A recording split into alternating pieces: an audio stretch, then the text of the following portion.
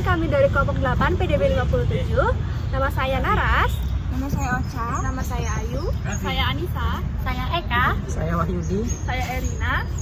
Hari ini kami mengunjungi Taman Bungkul Surabaya dengan mengangkat tema proyek kami, yaitu kearifan lokal. Bagaimana hasil studi kami? Mari ikuti kami hari ini. Pancasila sebagai dasar negara Indonesia mencerminkan nilai-nilai yang mengikat masyarakat dalam berbangsa dan bernegara. Dalam hal sejarah perkembangan kota besar di Indonesia, Pancasila menjadi landasan filosofis dalam perencanaan dan pengembangan kota yang berorientasi pada kesejahteraan dan keadilan bagi seluruh lapisan masyarakat. Sejak masa kolonial, kota-kota di Indonesia seperti Jakarta, Surabaya, dan Bandung telah mengalami transformasi signifikan. Perubahan ini membawa dampak besar bagi struktur sosial dan ekonomi kota. Surabaya, sebagai salah satu kota terbesar Indonesia, memiliki sejarah yang panjang dan kompleks. Seiring waktu, Surabaya berkembang menjadi pusat perdagangan penting di Hindia Belanda dan menjadi salah satu kota dengan populasi terbesar di Pulau Jawa.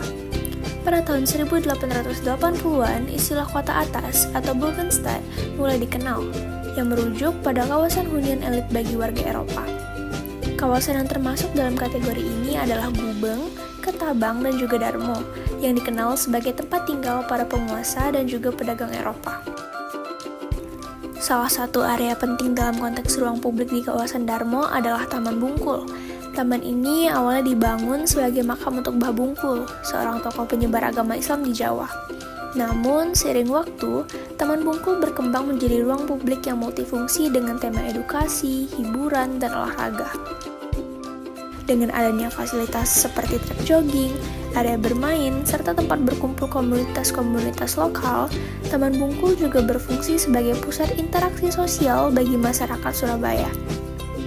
Pengunjung dari berbagai kalangan dapat menikmati suasana taman sambil melakukan aktivitas olahraga atau sekedar bersantai bersama keluarga. Berbicara tentang masyarakat, Indonesia adalah negara majemuk sebab tersusun atas berbagai suku bangsa dan budaya. Hal ini juga diakui melalui semboyan Bhinneka Tunggal Ika yang berarti berbeda-beda tetapi tetap satu. Semboyan ini mencerminkan semangat persatuan di tengah perbedaan yang ada, di mana sesuai pula dengan sila ketiga Pancasila, yaitu Persatuan Indonesia, yang menekankan pentingnya persatuan di tengah keberagaman. Cinta tanah air merupakan manifestasi dari pengamalan sila ini. Nilai-nilai Pancasila ini memacu pada setiap individu untuk berperan aktif dalam melestarikan kearifan lokal sebagai wujud cinta tanah air. Kearifan lokal Indonesia dapat dikategorikan ke dalam beberapa jenis, salah satunya adalah minuman tradisional. Namun, pada kenyataannya, saat ini, walaupun generasi Z masih menunjukkan minat pada produk lokal, mereka tetap saja seringkali tertarik pada pilihan produk impor atau produk yang sedang tren karena pengaruh pemasaran global. Tentunya hal ini sangat disayangkan, karena generasi muda yang merupakan ujung tombak pelestarian budaya lokal justru malah menghindari warisan ini. Nah, berdasarkan permasalahan tersebut, kami bermaksud untuk mengetahui perilaku cinta tanah air pada pengunjung Taman Bungkul Surabaya melalui analisis pola konsumsi minuman tradisional khas Indonesia sebagai implementasi sila ketiga Pancasila, sekaligus juga untuk menggali strategi yang mempertahankan warisan kearifan lokal. Di sini kami melakukan wawancara dengan beberapa informan yang terbagi ke dalam beberapa kelompok. Informan terbagi dalam beberapa kelompok usia yang bertujuan untuk mengetahui masing-masing pandangan setiap generasi. Dimulai dari kelompok usia yang pertama, yaitu termasuk dalam generasi muda yang berusia 15-35 tahun. Di sini mereka mengaku lebih menyukai minuman kekinian daripada minuman tradisional.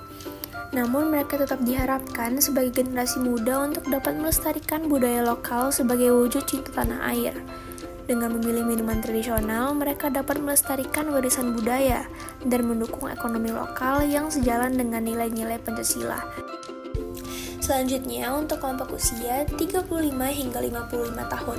Di sini narasumber kami menunjukkan kemampuan untuk menyesuaikan diri dengan baik terhadap kedua jenis minuman, baik itu tradisional maupun kekinian. Sesuai dengan nilai-nilai Pancasila yang mendorong warganya untuk relevan dengan perkembangan zaman tanpa melupakan akar budaya mereka. Dan untuk kelompok usia yang terakhir, yaitu termasuk ke dalam generasi tua, antara usia 55 sampai 75 tahun. Di sini mereka menunjukkan rasa cinta yang mendalam terhadap minuman tradisional, di mana hal ini mencerminkan bahwa kepedulian mereka terhadap keberlanjutan produk lokal merupakan salah satu bentuk nyata dari cinta tanah air. Cinta tanah air yang ditunjukkan oleh kelompok ini dapat menjadi teladan bagi generasi muda untuk lebih menghargai dan mencintai produk lokal serta budaya bangsa. Nah, meskipun terdapat perbedaan pandangan di antara ketiga kelompok informan tersebut, tetap ada kesamaan pendapat mengenai eksistensi minuman tradisional Indonesia, di mana mereka semua sepakat bahwa minuman tradisional itu merupakan bagian penting dari warisan budaya yang harus dilestarikan. Dan mereka sebagai warga negara menyadari bahwa keberadaan minuman tradisional khas Indonesia sedang terancam oleh gempuran berbagai produk kekinian.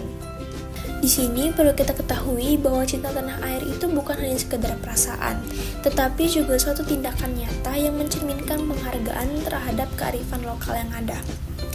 Masyarakat diharapkan senantiasa berkontribusi melalui dukungan mereka dalam membeli produk budaya lokal. Nilai-nilai Pancasila, khususnya cinta tanah air, akan menjadi bertahan melalui kolaborasi antar generasi dan inovasi dalam upaya pelestarian warisan budaya Indonesia. Nah, demikianlah film studi kami pada hari ini. Semoga video kami ini dapat bermanfaat dan menghibur daripada teman-teman semua. Sampai jumpa di video lainnya.